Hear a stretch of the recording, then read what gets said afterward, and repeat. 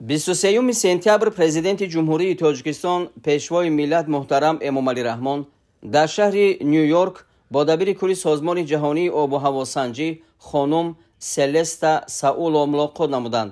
дар вохӯри масоили ҳамкории Тоҷикистон бо ин ниҳоди байналмилалӣ ва рӯзномаи глобалии обу иқлими Созмони Милали Муттаҳид баррасӣ шуд.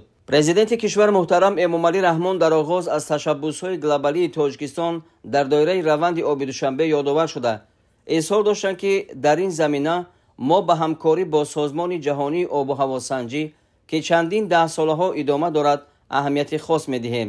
нақшаи дар соли 2025 баргузор шудани конфронси байналмилалии сатҳи баланд дар мавзӯи ҳифзи перяхҳо намунаи ин ҳамкорӣ номида шуд. ба масъалаҳои марбут ба тағйирёбии иқлим, селу обхезӣ, фаромадани ярчу тарма, таъсири манфии офатҳои табиӣ ба иқтисоди кишварҳо, дигар паёмадҳои фалокатбор ва пешгирии онҳо таваҷҷӯҳи зиёд зоҳир гардид.